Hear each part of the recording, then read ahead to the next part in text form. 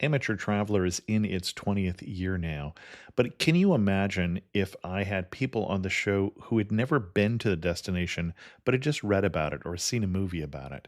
That wouldn't make any sense at all, and you wouldn't listen. We all know how important it is to receive advice from people who know a destination to get the most authentic local experience. And a great option for experiencing this is Explore Worldwide and their authentic small group adventures, led by local tour leaders, perfect for solo travelers who want to meet like minded people with a desire for adventure. I'm often an independent traveler, but two of my last three trips were with small group tours because they organize everything and it's a lot easier. If you want to recreate the tour I did to Malta, they have a Malta and Gozo Discovery Tour. I'm intrigued by one of their tours called A Taste of Sicily. The company again is Explore Worldwide, and visit exploreworldwide.com to learn more. And thanks to Explore Worldwide for sponsoring this episode of Amateur Traveler. The nights are long, the days are short, and the weather is chilly to downright cold, depending on where you are. It's a good time to slip into a Quince iconic Mongolian cashmere sweaters, which start at only $50. You can treat yourself to everyday luxury at an affordable price with Quince. If you really want to dive into luxury, you can check out their leather handbags, washable silk shirts, and European linen sheet sets. Whatever you're looking for at Quince, all the prices are 50 to 80% less than similar brands, and they do that by partnering directly with top factories and cutting out the middleman. They only work with factories that use safe, ethical, and responsible manufacturing processes. And of course, they use premium fabrics and finishes for that luxury feel in every piece. But you've already heard me rave about my Quince travel pants. Treat yourself this winter without the luxury price tag. Go to quince.com/traveler for 365-day returns plus free shipping on your order. That's QUINCE.com/traveler to get free shipping and 365-day returns. Quince.com/traveler. And thanks to Quince for sponsoring this episode of Amateur Traveler.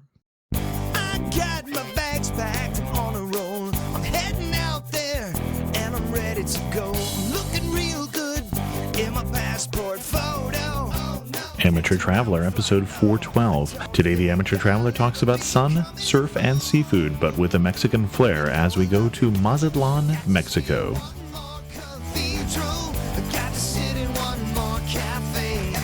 I know that I should be heading home, but maybe not today. Welcome to the Amateur Traveler. I'm your host, Chris Christensen. Before we get into this week's interview, I do have two news stories for you. The first one is an interesting program from Via Rail Canada. If you're looking for going across Canada and you happen to be a musician, have they got a deal for you?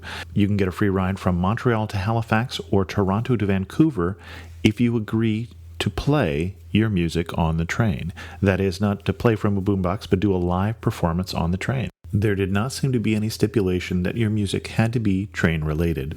And an interesting story coming out of Hungary, taking photos without permission is now illegal in Hungary. Photographers, as you can imagine, are outraged. Unlike in the U.S., where if you are in a public spot and you have, as the courts have determined, no reason to consider your activities are private, in Hungary you always need permission to take someone's picture. Think about that if you're planning on traveling to that country. Links to both those stories in the show notes at amateurtraveler.com. I'm going to use the sponsor spot today to remind you of the upcoming Amateur Traveler trip. Now, this isn't for a year. This is for 2015 in April. We are planning a trip to Morocco. And if you're looking for details on that, just go to amateurtraveler.com/trip to get in the private Facebook group where we'll be talking about the details. I'd like to welcome back to the show Craig Zabransky from StayAdventurous.com.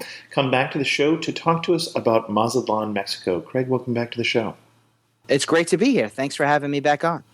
And I say welcome back to the show. Craig was on the show almost 2 years ago talking about Bulgaria. So after you fall in love with Craig from this episode, you can go back and listen to him talk about Bulgaria. Craig, where is Mazatlan in Mexico? Let's start with that. Sure. Mazatlan is on the west coast. It is, if a lot of people know, the Baja Peninsula, Los Cabos. And if you take Los Cabos and basically draw a line to the mainland of Mexico, you're pretty much right in Mazatlan. The interesting thing about that is it is the same latitude as Hawaii. So you could expect a lot of the same weather, same type of regions, tropical type stuff that you'll find in Hawaii. Now, why should someone go to Mazatlan? The main reason to go there is probably for a beach holiday. I would think from a tourist perspective, I think it has a great value compared to a lot of the other destinations that are very popular in Mexico, like Cabo, Cancun, Puerto Vallarta. Mazatlan has a different value and it has a lot of differences is probably more is the reason why I would definitely go there. The city itself is a city. So it's not definitely built on totally on tourism. It actually is a mid-sized city. It's the second largest on the Pacific coast of Mexico. And also, it's not the main industry is not tourism because of that. It's kind of under the radar type place. So it offers a lot of chance to mingle with some of the locals and really see how Mexico is as opposed to how Mexico tourism resorts are.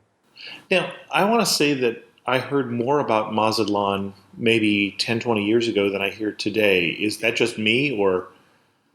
No, and to be honest, that's probably the first time I went there was along on a cruise ship, was Right. down the Love Boat. Maybe that's why a lot of people Well, talked there you about go. it. That's It true. was one of the stops on the TV show.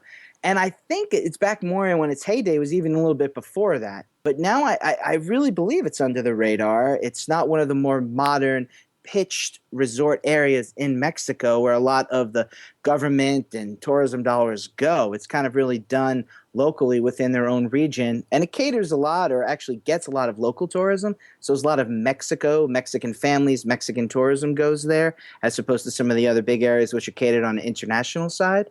So I think that's why it's a little bit under the radar. And I think that offers a special charm, which is a great reason to visit the city.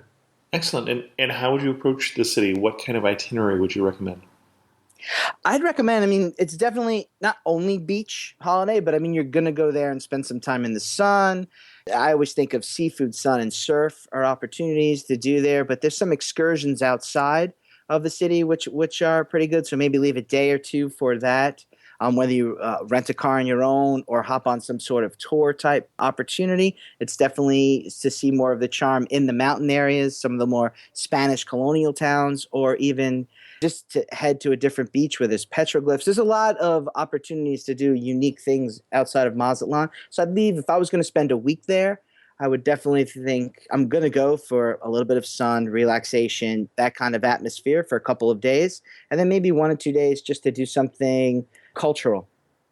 Okay. Well, let's start with the sun and the relaxation. And sunsets. I have to always pitch sunsets. I love them. And on my site, of course, there's plenty for Mazatlan. It just seems like every time I'm there, I see one after another that really strike me as beautiful and amazing. Definitely Okay. sunsets are involved as well. And any particular favorite beach for that part of our vacation or favorite seafood spot or Mazatlan is three main areas. There's Nuevo Mazatlan, which is New New Mazatlan, Mazatlan? and they started building that to move outside of the city. Probably after the 80s when you heard about it, there wasn't much development in the city. People started moving away. So there's more of the modern resorts are in Nuevo Mazatlan. Then there's the Golden Zone, which has all the main beaches from a local/fiesta standpoint. Here's where all the hotels are right on the water, right on the beach, one after another. Definitely spend a day or two there just capturing in that flavor. And then there's also the third area of Mazatlan, which is even further down the Malecon, which is a long seaside seaside walk? promenade. Uh-huh. Yeah, seaside walk, which in Mazatlan is basically a seaside ride because it's 11 kilometers or 8 miles. Okay. It's huge, and it's a great way to – you definitely need to take the ride along the Malecon for sure. And then there's Old Town. Now, Old Town's where you go for dinner and walk around charming streets, and that's an afternoon where you could just kind of see how it was built back in the 1880s or around that time frame. Because Mazatlan, the interesting thing about it, as I keep bringing up others, is it's not a Spanish colonial city. Mm-hmm. It was built after Mexico was a country. So, and it was built new through a gold rush in the area. So it's kind of has a lot of Interesting. German immigrants, a lot of French immigration. It has a lot of other European mixes, which makes the colonial architecture much different from the typical Spanish one. So its plaza, its main plaza, which is Plaza Machado, is totally all cafes around, and that you have to, like, that's one of my must-dos in Mazatlan is spend an evening there, have dinner there, enjoy the music that's there, just enjoy the festive atmosphere that is Plaza Machado. Now, backing up here a little bit, your second area, and I don't remember the name of it, you had Nuevo Mazatlan, and then you had your second area that you said for where a lot of the locals go for beach and fiesta. And you had me at fiesta, but you didn't explain what. Sure. No, it's the more festive, definitely beaches. It's in the Golden Zone. Right. It was the original place that was built for tourism. So some of the hotels are being remodeled and redone from their older style, from the 1950s and 60s. I mean, here are places where John Wayne stayed. So he stayed there. Some of the Hollywood elite from golden era as they aged, 50s and 60s. This is where they vacationed a lot on the coast of Mexico, and Mazatlan was a pretty popular spot. So hotels there are definitely one after another right on the beach, and that's where people are there. They're selling seafood on the beach. There's people in the water. There's Pacifico beers, because Pacifico, which is one of my favorite Mexican beer, is made in Mazatlan. Thanks to, as I mentioned, the immigrations from Europe. Germans. The Germans. It's a Pilsner. It's a wonderful beer. Well, and my understanding is, and tell me if I'm wrong here, that some of the German Papa band music has had influence on the Mexican mariachi band. It is, they call it banda, which is band with an A. And you will hear this music, and it's definitely papa all the way. And when I was last there, they had tons of these bands on the beach. It was during Carnival, and they have tons of bands, and people would rent the bands, and they just play and follow people around. And the music is definitely a unique sound. It's not what you think of as typical Mexican music, but it's from this region, and it's definitely festive. And I didn't realize until I got invited to Carnival, basically in Germany, that there was a Carnival history, or that is embraced in Germany as well, up in northwestern Germany, rather. So, and we'll be talking about that sometime in the show because I'm going there in 2 weeks. But it's important to note too with Carnival, and I don't know if we'll bring it up later. It's the third largest in the world in Mazatlan. Seriously? And I was like, really? I was like, is that right? That can't be true? But I was there for one of the parades, and they said it's low estimate was 250,000 people to 400,000 people lined the Malecón to watch the parade. And I was there, and it was packed, and it was festive, and it was such a great time to visit the city. It was an amazing experience. Carnival, I was there in 2013. I'd love to go back every year. And is it very similar to what we see when we see Rio or Trinidad or someplace in terms of Carnival, or is it very different because it's Mexican Carnival? It has differences and similarities, that's probably, which is the safe answer, but what you'd expect. I mean, they have a lot of very local Mexican things. They have what they call the naval combat. One of Mexico's only, I think its only Navy victory was over the French in Mazatlan out in the harbor. So they celebrate that in Carnival. So they own their like historic Mazatlan twists. But they have the parade. They have the queen of the parade. They also have a theme, and I'm not very familiar with all carnival parades, whether or not there's always a theme. When I was there, it was Hollywood. So a lot of the floats were designed from movies that they love. And there's a lot of Hollywood focus in Mazatlan, so that made sense. And it's usually all Mexican. It's all dance put on locals. But the last 2 years, and this year even a bigger contingency from Brazil comes. So they had the Brazilian flair. And literally, apparently on the news when I was there, it was like 50% of the news, and then 50% of the news time, the half hour, was all about Brazil. So it's like all the women, the guys, the different dresses, because it was unique. And like all the guys were like, oh my God, the Brazilian women are beautiful. Meanwhile, Mazatlan has some of the most beautiful women in all of Mexico. And I'm like, you're spoiled here to begin with. But it was definitely a unique aspect to have the Brazilians involved as well. And I think it's a growing thing that they're trying to do to make it more international. Interesting. Now, one thing we should say, you went there during a very busy festival, and I know some people would be concerned about going to Mexico because of safety issues. So the first safety issue obviously being some of the crime, which I understand is now dropping. Even in the worst places like Juarez, the crime rate or the murder rate is now less than New Orleans, but which I don't know that that's necessarily great for Juarez yet, but it's definitely bad news for New Orleans. But it's an improvement. You're right. Hey, and I was in Juarez last year as well, and I spent the night there. And I don't know what it was like when it's heyday, but it was certainly not the most dangerous city in the world. And if it was, the world was in good shape. But I know for Mazatlan, for safety, I was completely impressed, especially when you consider Carnival and Pacifica was there. So beers Right. are not expensive, and it's especially because it's not international people paying, it's locals as well. Mazatlan, one of the things that impresses me is there's a huge middle class growing. So, but still, like 20 pesos or 15 pesos for a beer is not a lot of money during an all-day drink-a-thon that Carnival can be. And I never, even as a gringo in the crowd, never felt threatened, never felt anything. There was a couple of us, but I mean, we were just, it was a very peaceful event. And it was impressive that a city that size could put on. And I've been to New Orleans and been to other cities where you feel like that little bit of edge. And Mhm. I'm very comfortable in Mexico, so maybe that has something to do with it for sure. But I didn't even see anything or see police, any altercation, anything anywhere during all of Carnival, and that was impressive. Just to putting on a big show in any major destination, Right. let alone Mazatlan during the normal time frames. I'm not going to say it doesn't have its crime here and there. What city of hundreds of thousands of people doesn't? Mhm. But I've never felt threatened or anything, especially in Mazatlan. It's a very chill, relaxed place that I found very safe. Now, the other safety issue I think that people are concerned about is you mentioned, for instance, in the Golden area that they were selling seafood on the beach. So would you buy seafood on the beach, I think is the question that people always ask me. Do you buy from the... I did, and I lived.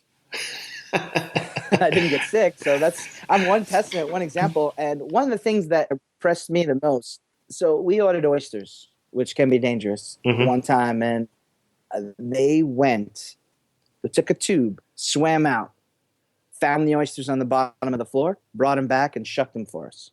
So, I Oh, mean, wow. I don't know how much fresher you can get than I watched the guy put them in a tube and bring them back in and then shuck them for us. And then we were like, oh, we don't have beer. And another guy ran to the local beer store across the street and bought us an 8-pack. Mazatlan, just to give you an idea of the festiveness of it, they're not 6-packs. They're called ochitos.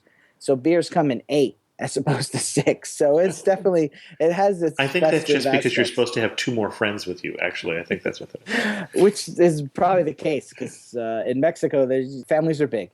Right, right.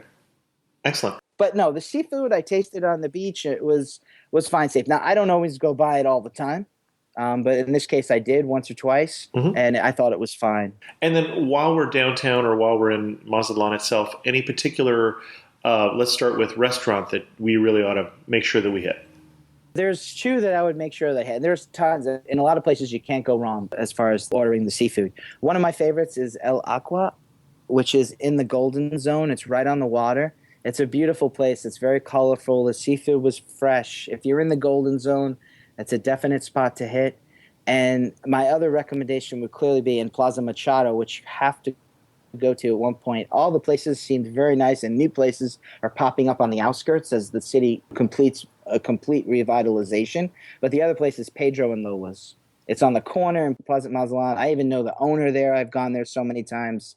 So he comes out to say hello. It's just a great, great place to dine. Okay. And then how about places to get in touch with the Mexican culture? One of the great theaters there is, and one of the things that I would definitely recommend people do is to see a show at the Angel Peralta Theater. She was an old opera singer that was very famous in Europe who was coming across and was going to live and play in Mazatlan. She caught a disease, whatever, typical Mexican sad story. She passed away before any performances, but the theater was named after her. And the theater went through a complete revitalization. The amount of talent they bring there. When I've been there, I've seen shows related to Carnival, but I've also seen people who've played at the New York Met, all over the world. Some of the top theaters and venues across the world, and here they are, Mazatlan's on there. And you're just like, wow, they played Carnegie Hall, they played here, and the amount of talent that they bring in. There's also it's one of the more cultural cities in Mexico because it has the university that really focuses on it. So Carnival there makes sense because of the artistry and the history and of that upbringing. Mazatlan also was it was the 3rd city in the world that had a movie theater in the 1890s. Interesting. So when you think like that's pretty, Huh. so the culture's always been a part of it in the arts. So there's definitely performances to see, and that theater is the place. And it's right off the square, too. You can't miss it when you go to Plaza Machado. It's great to go there for a show and then exit out into the plaza and celebrate the evening. That's definitely one spot that I would recommend for a theater. Excellent. I think for the culture too of the middle class, there's two other things I'd recommend, and they're more activities and probably sports driven. I find sports are a great way to understand a culture, and maybe it's because I'm a guy and I love watching sports more so than maybe some other listeners. But one is baseball is a big surprise in Mazatlan. It's the most popular sport. Going to a game where you see, which is like probably getting to a AAA stadium, I would compare it to in the United States. It's a sellout usually in certain sections. The fans are going nuts. But they understand the game too. So they follow the game. And baseball is very popular. And you just kind of think, well, that's very American. But baseball is very popular. And actually the Mazatlan team is usually has a historical of being one of the better squads in their league. So that's always good. A lot of home base fans there. And the other thing I'd recommend for cultural standpoint, and some people will love this, other people would think it's probably cruelty, is they have a bullfighting ring, which is there's only a couple places in Mexico that still do. And whether or not you love it or dislike it, there is some artistry, there is some culture, there's a lot of history involved with that. And that's definitely with this connection to Spain. I happened to catch a match of one of the best bullfighters from Spain who actually fights the bull from atop a horse. And the amount of stunts he was able to do with his horses, well, it was more of a show than anything else. And it kind of, I wasn't really focused on whether or not the bull was bleeding or anything like that or any that way. It was just, but you could see the fans, people that were into it, were very into it. And there's a bullfighting bar downtown too, with a lot of the history and legends. And there's little things like that that really what makes Mazatlan a unique spot. And it's one of my favorite destinations in Mexico. Excellent. And so this is still, we're talking Spanish-style bullfighting where the bull doesn't walk out. Yes, the bull does not. And I heard recently that in one other country, I think it was maybe South Korea, they do bullfighting where the bull lives. I think there's some countries they do that in southern France as well, where you just really try and dance around the bull and not get gored. And the bull always walks out fine, but not always the people who are in the ring. They have these guys that are unique to Mazatlan that actually run and charge the bull between the horns. So they have a line of guys where the guy does that, and he doesn't have any weapon with the bull. But after the bull tires a little bit, the bullfighter usually lets him come in, and then they do their stuff. And this guy runs in front of the bull. And I actually met this guy in the bullfighting bar afterwards, and I was just like, "I think you're nuts because he doesn't even have a weapon." Right. That would take a lot of Pacifico. I bought him one after for sure, but he had a fight the next day somewhere else, and he's like wasn't drinking. I can't say I blame him.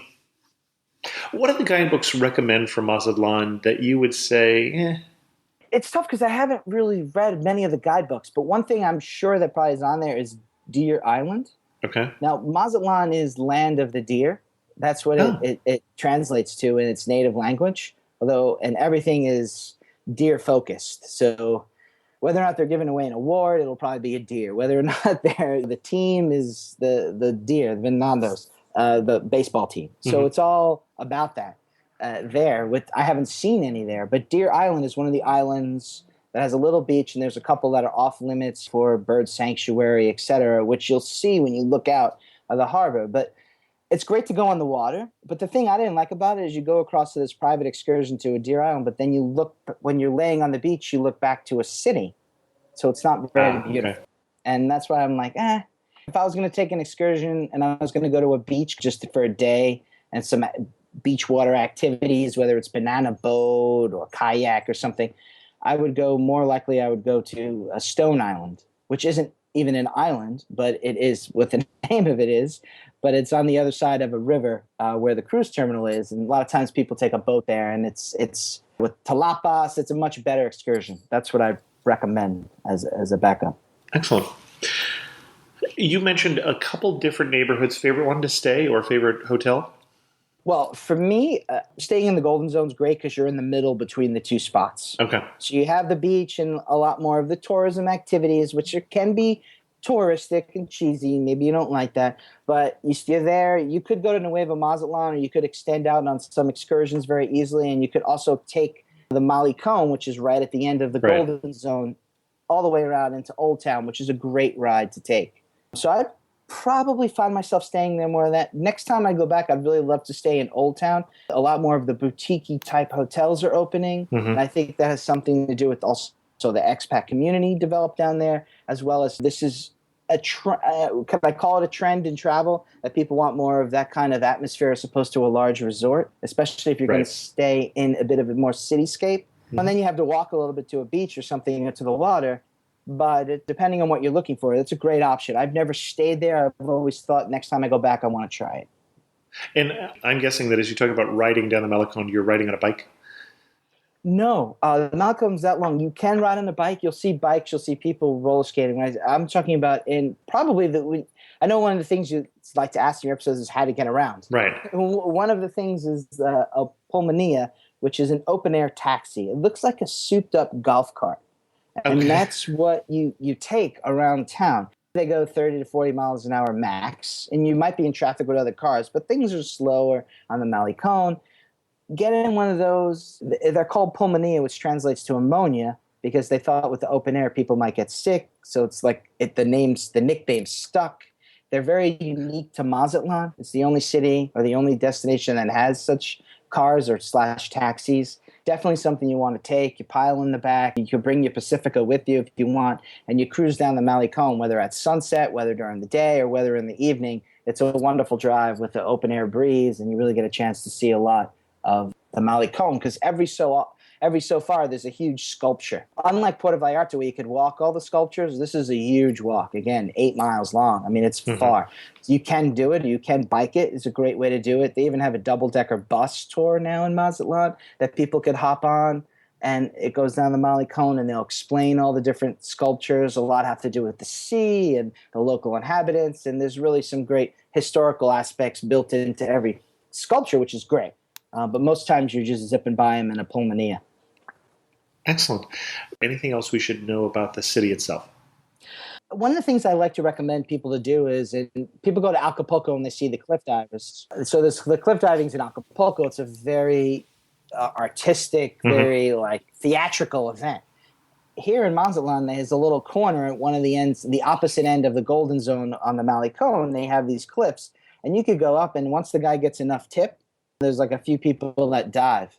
And it's really cool. There's like a tourism aspect there too. You can buy your trinkets and stuff like that. Some of them are pretty good that you might want to take home if that's people do. That's why they sell them. But you get to see these guys dive off a cliff, and you don't have to wait for a show or pay like a big. You see one, and it's a kind of a unique aspect, especially when you're going into Old Town or you're riding in that area. Definitely always worth a stop. And usually your taxi driver or whomever would be happy enough to just pull over for a little while so you can watch one. Excellent. And then you mentioned side trips. There's a few that I love from here. From the adventure aspect, there's a chance to go on a side trip to a zip line. Now, I've done zip line in many places. This zip line is also, you usually do a zip line in a tequila tasting. So it's kind of a unique aspect. I don't know what the safety ramifications are of that, but okay. You do the zip line first. It's one of the nicer 9 zips, good distances, very safe, well done zip lines, and I've done it in multiple places. It's probably one of my favorites zip lines, and I've done it a couple times there. And you could also ATV or horseback there as well, but you do the zip line. It's really great. It's Juanacoa. It's probably the only one in the area, so it's not hard to find. And then you go to what is or isn't tequila. It can't be called tequila because tequila is like champagne. It has to be grown in the tequila region with certain agave from areas. But it is blue agave plant, which is the same. So it's 100% blue agave, and this actually has won awards in like the San Francisco spirits tasting, and it's really good and very economical. You get to see how they make it, and it's kind of like a small little boutique type tequileria, if I could call it that, where they make these, and it's a great little aspect, especially after the zip. You're kind of on adrenaline, and then you really get to shoot a tequila or two. It's nice. That's one excursion. Another for beach that I found amazing is like, why go to a beach and go to another one? But there's petroglyphs, which are just a little bit further past the Nuevo Mazatlan, maybe about a 30-minute drive, maybe a little bit longer, depending. But you get to go on this beach area where there's all these rocks and stones that have all these designs, and they're not sure where they're from or why they're there. So there's so much mystery in them. I know people see petroglyphs and they're like, oh my God, that's great. They see one or two. There's hundreds of them, and you get to climb on the rocks with them. It's just kind of like an untouched area of just amazing. And They're building a museum. They have like a makeshift museum till the bigger one opens. It's a unique little spot. If you're into that, and the beach is beautiful and pristine because nobody's there. So that's a wonderful spot. And what's the name of that spot? Las Labradas. Okay. And there's colonial towns such as Copala, which is known for its wood carvings, or El Calite is one of my favorites, which kind of has this guy, Dr. Osuna, who has this restaurant, which is and he usually has cultural events there. If you look particularly on there, if you search for El Calite, which is Q-U-E, like K for what in Spanish, right. And then Lite, L-I-T-E, El Calite, which is a great little town to visit. It's not a Pueblo Magico yet officially, but I think it's on its way to becoming. Meaning it is not a designated historic city in Mexico. Right. Okay. Because there has to be a lot of, exactly, Pueblo Magico, Magic Town. There's a lot that goes in it. I'm sure paperwork, but I think I've seen a couple of them. It's definitely a magical place. I'll put it there. Excellent. El Calite. Very cool. I have been to Mexico, 18 times. What's going to surprise me when I come to Mazatlan? Well, I think what surprised me the most is, I don't want to call it the B-side hit that you love, but that was one of my first pieces after it. It's kind of like, I never heard of this place. I don't really know anyone that's been there, but wow, what a great destination. And I know that's very simple of an answer, but I mean, that's really what has me going there. I've probably been there about 8 or 9 times since 2009. So I've been there a lot and frequently. And before that, I've never been there except for the one time I was on a cruise in the 80s for a few hours, right? And that was when I couldn't even have a Pacifico or a 100% Blue Agave. I was a teenager. So it's definitely changed. And I found that about it. And each time I go back, there's always a little bit something like Las Labradas. I've been there so many times, I never heard of the place. And then I'm like, there's petroglyphs here? And there's nobody, like, why isn't that more popular? Why isn't that known? Why don't people visit it? And I thought, that's it. Like, baseball is huge here? Really? Like, little things like that. And you go to a game and you're just entrenched like it's a major event. Like, I thought I would go and it'd be like people wouldn't be interested, or it would just be like a bunch of people drinking cheaper Pacificos or something because they sponsor the team. Right. But there's little things like that. Carnival, third biggest in the world, that can't be true. Then you go there and you're like, this is insane. This is huge. What a great time. And I find that is what I find about Mazatlan. It's under the radar, but yet it has so many little special things. It's a great destination for a vacation or to stop for a while. And I think what I mentioned early on, the first question, is that it's value. I think if you compare a zipline cost of Puerto Vallarta to Mazatlan, you're going to do much better. You're going to have more pesos left over. If you compare a beer cost, there's value in Mazatlan, and it's very comparable to like the Acapulcos and Puerto Vallartas. So if people know those destinations and feel comfortable there, Mazatlan is definitely a natural spot to visit. One more surprise I'll mention is shrimp. Seafood I mentioned, but it is the commercial shrimp capital, again, I believe, of the world. There's more shrimp boats and more shrimp is caught into Mazatlan than any other place commercially. So the fish markets, you're looking at 30 to 40 pesos for a kilo, which is like $1 something a pound. Yeah, I was going to say, okay, interesting. And when you go to like restaurants, like the chains, they'll still charge more for shrimp fajitas. And I'm like, how is that possible? But it is. And you're like, that's chain restaurants for you, right? When you go to the Carlos and Charlie's of the world, or the Senor Frogs, which another surprise might be, Senor Frogs started in Mazatlan. So a lot of things like that. Each time you go, you're like, really? The third city with a movie theater? Culture's big here for a while? Why don't I know this city? Like, why isn't it bigger on top of people's radars as a destination? And I always found, like, that's why I approached it. Like, let's talk Mazatlan, because I feel like more people need to discover this place to really, and we'll find if they appreciate Mexico or want a beach holiday with a couple other excursions, this is a great option, Mazatlan. Well, and you've been working more with the tourism board, and I see why. This is the love of Mexico that came before working with them. So, yes, it is true. One picture that brings back Mazatlan for you, the quintessential picture of Mazatlan for you. It's the Plaza Machado. Oh, okay. It's not a sunset. I am surprised. Yeah, because I find the whole Pacific Coast being so sunset focused, but the Plaza Machado is where I really think the city shines. And that's because they revitalized the whole downtown. It's one of those stories where everyone was moving out. People got together, not the government, but the local hotel association. And I've learned all this from getting to know the owner of Pedro and Lola's over time. He sat me down once and we chatted about it. I've even gone back to his place and had a couple beers. I mean, that's how friendly this guy has been over the time. He told me the story over a couple of visits, and definitely the last one for sure, about just how they got together and rebuilt the downtown and how successful it's been. And now they're looking for another phase. And that's why I always think Mazatlan, because I like cities. I live in New York. I enjoy them. And so it's great to see a seaside city and people were moving out on their own and everyone comes back. And it's starting to revitalize the downtown. And I find that is probably the biggest story out of Mazatlan. Excellent. But thank you for plugging my sunset. I appreciate it. Well, yes. If you're looking for pictures of sunset, go on Sundays to Craig's site to Stay Adventurous.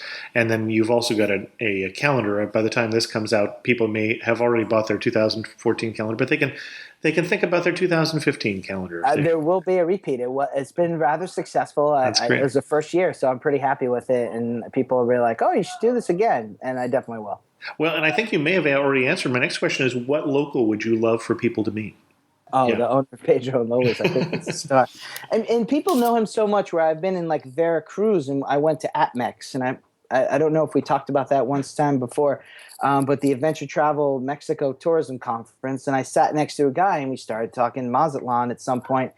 And he's like, oh, do you know of course I know the owner of Pedro. Is his name Pedro? No, Pedro and Lola are actors from Mexico. So, okay. Of course, he rides off into a sunset on a motorcycle. There's a sculpture of him. There's even Hollywood stars for Mexican actors on the Malecón as well. So Pedro and Lola, it's a movie name. Okay, got it. So it's one of their famous films. And so his name is not. Excellent. I've got 3 more questions for you, but before I get to them, anything else we should know before we pack our bags and head to Mazatlan? And I think we talked about it already, but I would think it's definitely safe. Don't be concerned. It's very Mexican, which we've talked about already, which is one of the things I like about it. You're not going Spanish colonial history, you're doing Mexican history. So you get a different flavor from some of the other spots. And that history and culture is there too, which in some of the other more modernized destinations you're not going to find. And I think that's what its charm is. You're not going to find the best, probably 5-star hotel, although in Nuevo Mazatlan, the Pueblo Bonito Emerald is usually on a top list, top 10 in Mexico or top 20 resorts. It's there, but it's not the common thing like a Cabo or something of that nature where every other resort is just immaculate. And you might have a couple of things, but it's real. I find that's what it is. It's like we talked about the B-side before. It's the B-side song that you love almost more than the hit. And I think Mazatlan is kind of what that kind of analogy always makes me think. After my first couple trips, I'm like, yeah, I should somehow spin that into a post. I never captured its essence. Hopefully I did here on this podcast. Excellent. One thing that makes you laugh and say only in Mazatlan. The pulmoneers. I mean, I really think when you see them, when you're driving on the road in a golf cart, and there's traffic and you have a beer in the back and you're watching the Malecón, you're like, and you wave to other people. That's definitely puts a smile on my face for sure. Excellent. And you really know you're in Mazatlan when what? When you look at a menu in a restaurant and there's shrimp every way. It makes you feel like, honestly, Forrest Gump, that little scene, it brings me to Mazatlan too. There's shrimp diablo, shrimp this, shrimp, camarones, every which way you could cook a shrimp, you'll find it in Mazatlan. Excellent. And if you had to summarize Mazatlan in just 3 words, what 3 words would you use? Shrimp, sunsets, and plaza. Our guest again has been Craig Zabransky from StayAdventurous.com. Well, I guess I answered the question of where can people go to read about your travels? You can definitely read about them at StayAdventurous.com. Craig, thanks so much for coming on the show and sharing with us your obvious love for Mazatlan. Thank you for having me, Chris. It's always great to come back. In news of the community, I did want to remind you of a couple things. One is that trip to Morocco, if you're interested, amateurtraveler.com/trip. And the other is that the Amateur Traveler is now available and has been for the last month available on Live 365 as a streaming radio channel. So if you listen to streaming radio at work and you want to listen to some travel stories, there's usually about 6 different episodes that are streaming on a loop each week, and that changes on Wednesdays. With that, we're going to end this episode of The Amateur Traveler. If you have any questions, feel free to send an email to host@amateurtraveler.com. You can also leave a comment on this episode at amateurtraveler.com. Join the Facebook community or follow me on Twitter at Chris2X. If you're on Twitter and want to tell people you enjoy the show, amateurtraveler.com/love. All of our links to sponsors are still available, amateurtraveler.com/creditcard, amateurtraveler.com/tours. And thanks for your support of the show. And as always, thanks so much for listening.